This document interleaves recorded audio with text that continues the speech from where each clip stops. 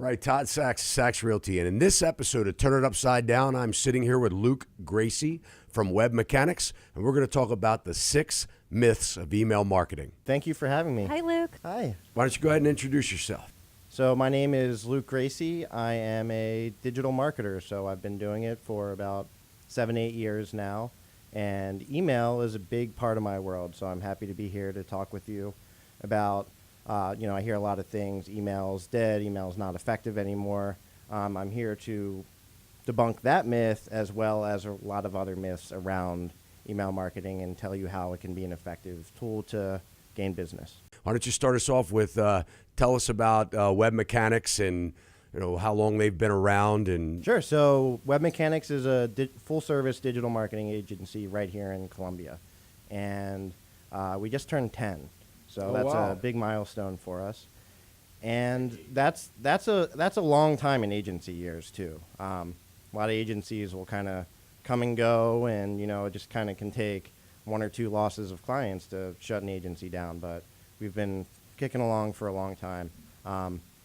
Full service, not just email. We also do search engine optimization, any sort of paid advertising on other websites, those banner ads you see on social media, which is highly effective now, as well as on Google, Yahoo, Bing.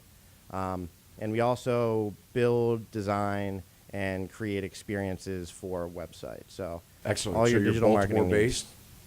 Baltimore-based. Most of our clients are in the DMV area, though Okay. we do have a lot that are nationwide too. Excellent. Well, why don't you start us off with myth number 1? Sure. So myth number 1, and this is the one that I really feel like holds people back from being able to get into email, and also it wastes a lot of time. You don't need a fancy email template in order to be able to deliver Effectively emails. communicate.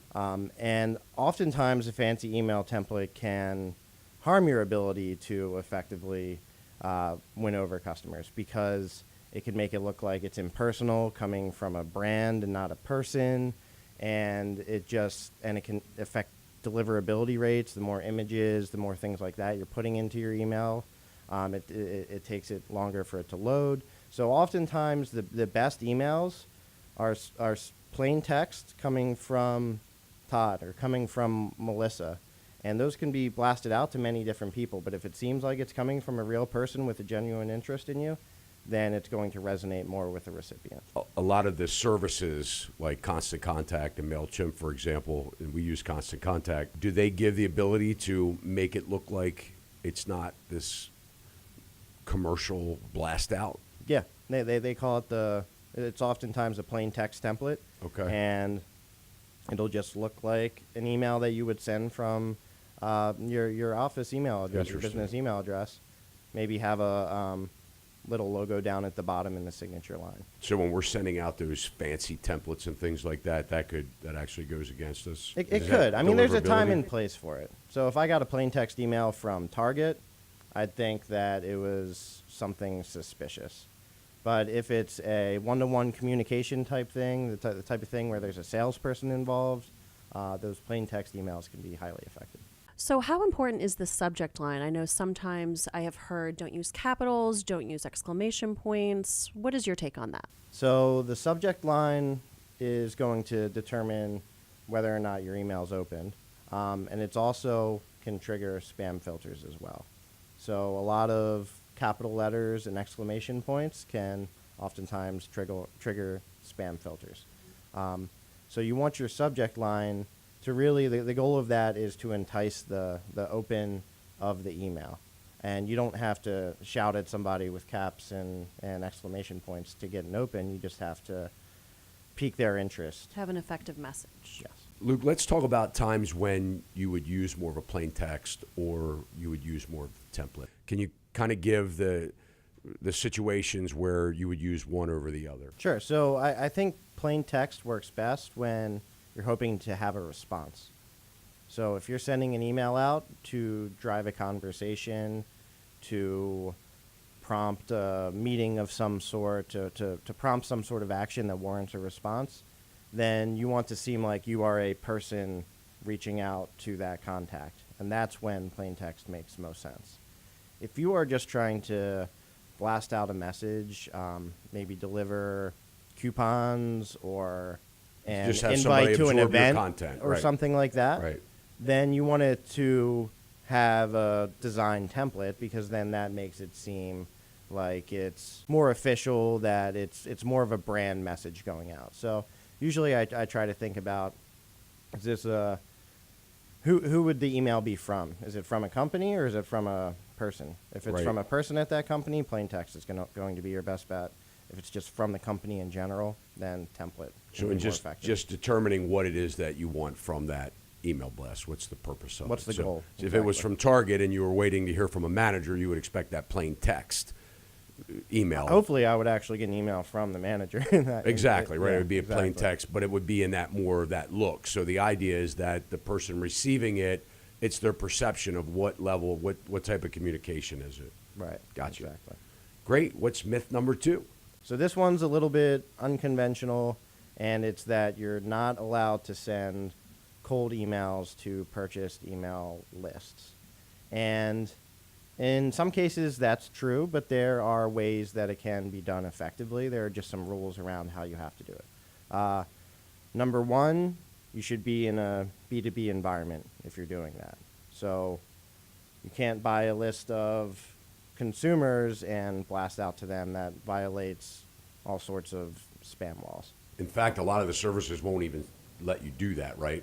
You Right. can only capture the ones that actually respond. Right. If you're on MailChimp or Constant Contact or something. But I mean, like even that. buying the lists from people, a lot like Info USA, they would only let me capture the data or have the names of the people that actually responded to the blast that they Right. did for me.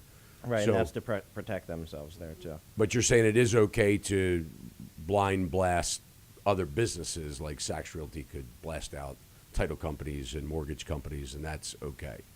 Yes, but there's some rules around it so Okay. that you can protect yourself. And there's also a science to how to do it effectively. Okay. So the big rules around it are, so the B2B, the other thing is you have to have a whole different technical setup.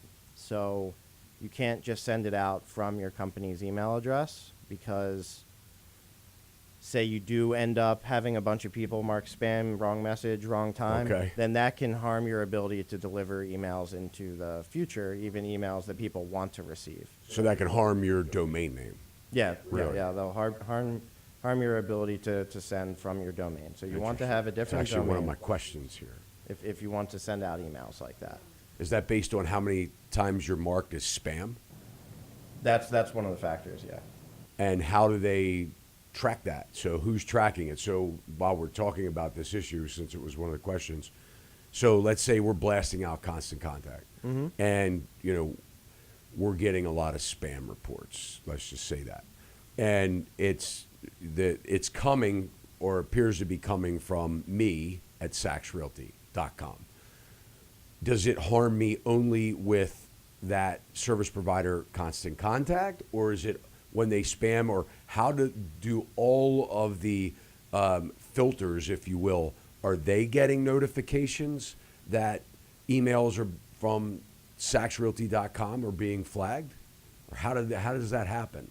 Email clients like Gmail, Outlook, things like that, when you're receiving those emails and you're marking spam, those are definitely sending out to these different lists and saying, hey, we're seeing more and more of this, and then that can affect your rating there. When we send out from like Constant Contact and they're marking spam, is that just within the Constant Contact information base, or does the fact, because it will show up as a template, right? And down at the bottom it says one click unsubscribe or something like that, or to unsubscribe, click here. When they do that, that's one thing, right? Yep. But when they mark it as spam, are they actually marking that with their service provider like Gmail or Yahoo?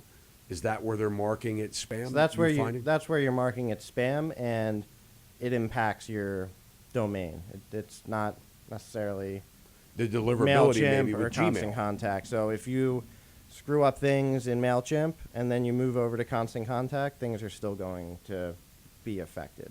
So Okay. it lives with your domain name. So if it's at SachsRealty.com, then anything you try and send out from Todd at SachsRealty.com, from Melissa at SachsRealty.com, that would. So our own people could problematic. maybe not get it. So when it comes to cold email, though, you don't even want to be sending it out via those platforms because they won't let you. And you'll see this if you upload a list of 6,000 people that they're all of a sudden, they'll say, hey, these people are opted into your email address, right? And they'll make you sign it.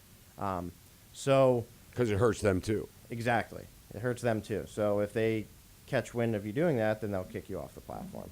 So there's that's the other thing is there's a different technology stack for sending out the emails. So you have to protect your domain, have a different domain that you're sending out from, and you have to send it out through a whole different platform that's not as easy to use and plug and play as a lot of the ones that are out there now. So what I hear you saying is your email marketing should maybe be blasted out with different domain names other than your main domain.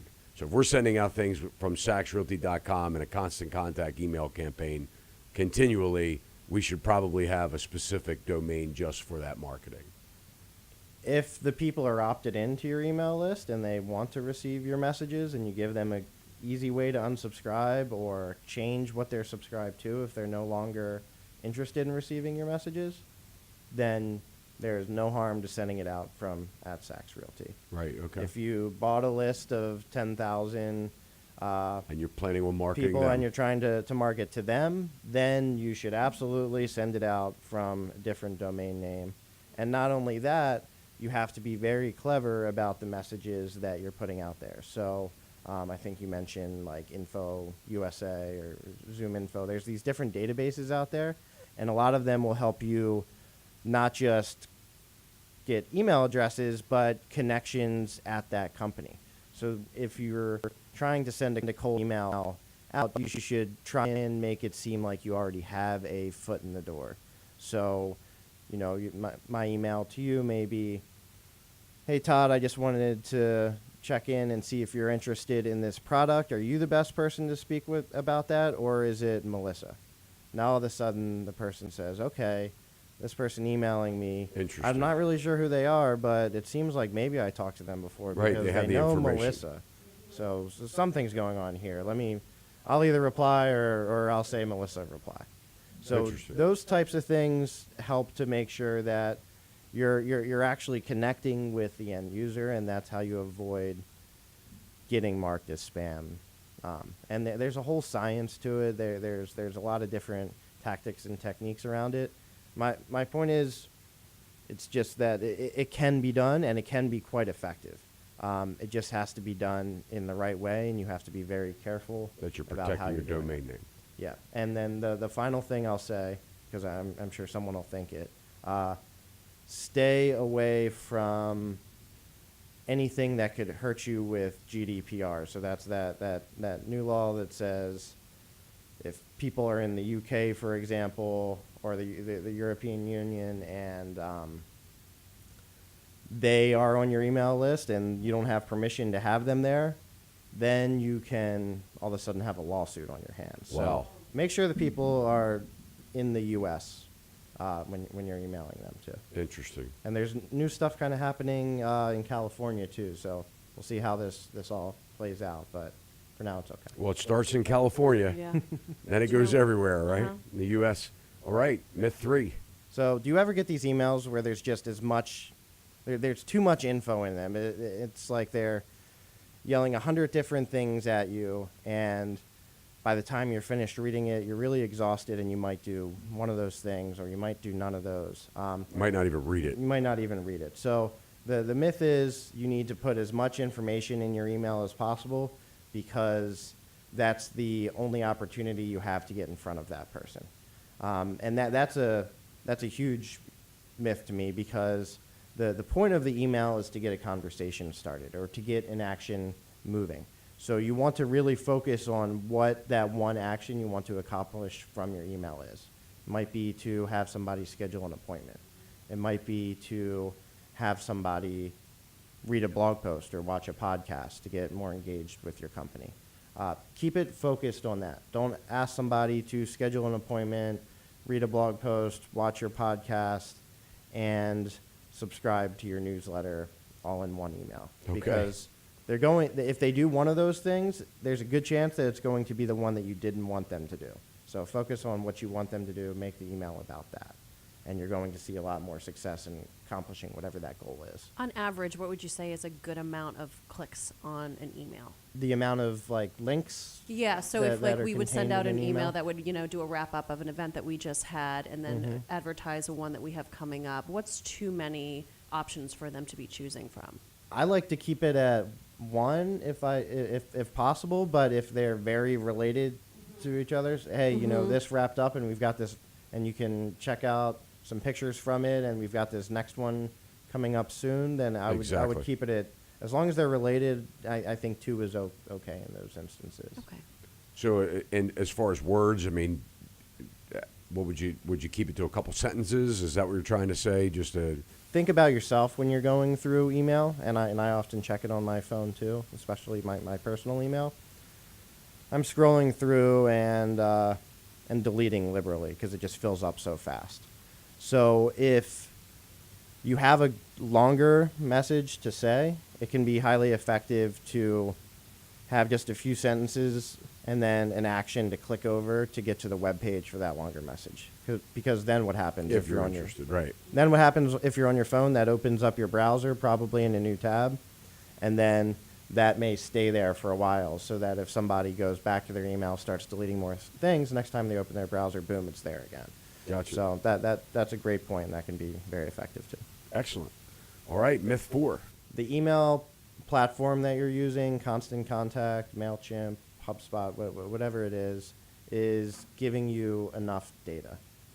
Especially with Constant Contact and MailChimp, they don't give you enough data to know that your emails are truly effective. You have to look at other sources. So if your entire strategy is based on how many people are opening my email and how many people are clicking through from my email to my website, then you're not actually seeing what happens on your website. You're not seeing how many forms get filled out as a result of you sending out your email. You're not seeing how many appointments are being set, how many leads you're generating. So I always want to make sure that if I'm sending out an email blast that is leading somebody to my website, I not only check how the email performed, because I want people to open it, I want a high open rate, I want people to click through it, I want a high click-through rate, but I also want to know what they do after they click through. And so it's useful to look at your website analytics in that instance to be able to determine, hey, this email had a killer open rate, killer click-through rate, but I didn't get any of the goals accomplished on my website that I was hoping to accomplish from it. So maybe it wasn't such an effective email versus this other one, which had a lower open rate and a lower click-through rate, but look, 50% of the people that made it to my website actually took the action I wanted them to. So you have to look at it through that lens, and MailChimp and Constant Contact aren't going to give that to you. Some of the more robust email platforms out there and the marketing automation platforms like HubSpot can give you a glance into that, but it's always good to, Google Analytics is a common way to see what's going on with your website. Everyone should install it. It's free. And it's always good to check out what's happening to the traffic there too. That way you can, so what you're saying is once they go to the website, you know that they came from that Constant Contact link. So it gives you that type of data, and you can actually follow that through to see what their click-through rate was, or whether they just, landed on it and exited. So Exactly. yeah, Yes. good point. All right, myth 5. Unsubscribes are negative. So that's a metric that a lot of people look at and they say, oh man, I sent out this email blast and I got 25 unsubscribes, and this is a huge problem. What did I do wrong here? Sometimes you can send out a bad message and that happens, but oftentimes I look at unsubscribes as an okay thing and just a natural thing that happens. Sometimes one, it keeps your list clean. 2, they're unsubscribing and they're not marking you as spam, so thank you for They did everyone you a that does favor. that.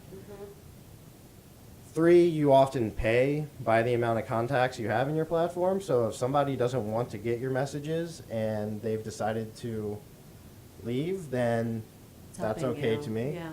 And 4, it helps a lot of your other statistics too to be more realistic. I would actually recommend spring cleaning besides unsubscribes and manually start unsubscribing people sometimes too. So if somebody hasn't opened your last 5 emails, why are they really on your list? Get them out of there. Right. They're not absorbing your content. They obviously don't want to hear from you. Right. Yeah. And Melissa, with what Luke said, I think with Constant Contact, Luke had mentioned that you don't have to pay if they unsubscribe, but we have to go do. in and physically remove them. Right? Yeah. So they'll stay in this unsubscribed folder. We have to physically go in and delete them. Otherwise, they will stay there and we will be charged for them. Yeah. But I definitely agree with you on cleaning it out, and it's not a bad thing. We've talked about that before, Todd, and I think it's fine to have the unsubscribes. It's okay, because if they don't really want to receive anything, what good are they doing to your database? So, Exactly. Yeah, and that's Yeah. an interesting point. What you said is that will help increase your open rate, Right. Mm-hmm. which helps makes your you feel a sender lot score. better. Yeah. Right, and makes you feel a lot better too. And Yeah. there's ways to go about it that can be proactive too. So sometimes we will send out an email blast that says, "Hey, we noticed you are part of a group of people that haven't opened the last 5 emails. I've Do received you want those." to Oh, interesting. continue to be Yeah. on this list?" The other thing is you can create different types of lists so that when somebody unsubscribes, they can choose what to unsubscribe from. Maybe I want to unsubscribe from notifications of upcoming events, but I want to stay and continue to receive your newsletter or something like that. So Yeah, I see giving them that a lot. options can be useful as Mm-hmm. well. Does every platform that you know of have that ability to send that out or to have that open up when they go to unsubscribe? It's pretty standard Is at it? this Is point. it okay? Yeah, interesting. Yeah. It may require a little bit of customization, and it depends on how you set up your list and everything like that. But Right. I But I you know actually- Constant Contact and MailChimp definitely have them. But you will definitely take, if they haven't opened up your last 5, you will break that out and do a specific, you recommend specifically sending them an email like, hey, do you want to hear from us anymore, kind of thing. Yeah, and it depends on how frequently you send emails out. So if you're sending them every day, maybe that might be a bit aggressive. Great point, yeah. So you may, So maybe it's 10 at that point, or right, 15 or or maybe whatever. you just they haven't opened anything in the last 3 months. Maybe they've get been affected away, there, or yeah. they've just So been busy. You have to right. see what makes sense. Look at the statistics and the patterns, and say, hey, who are the 10% of people that are just not engaged, and work towards getting those out. Right. Excellent. Yeah. Okay, so myth 6. Email addresses are only good for email. So that's kind of a brain teaser, sort of, I guess. But the idea is that email addresses can be a lot more powerful than just sending emails out to them.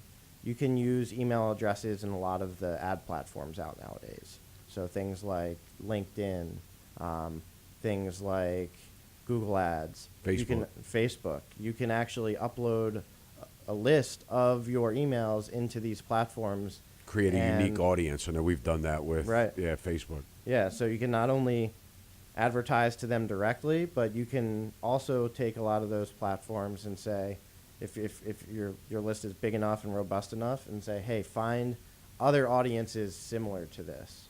In Facebook, they call those lookalike audiences, and Google Ads, they'll call Oh, them wow. They actually similar will audiences. pull from their profiles and compare them to. So they'll use their algorithms to say what's in common about these people, and then they'll find other people that are similar to that. So email That's a addresses great are not point. only good for emails, but they're fantastic for advertising as well. Especially, one thing that a lot of people don't do is don't just use a list of your prospects, use a list of your customers to create those similar audiences. Now all of a sudden, you're going to be able to reach people that you may not have been able to reach with other targeting criteria. Wow, that's great. Yeah. There you have it, the 6 myths of email marketing. That's awesome. All right, Luke, so tell everybody how they can get a hold of you. So the best way to get a hold of me is to go to webmechanics.com.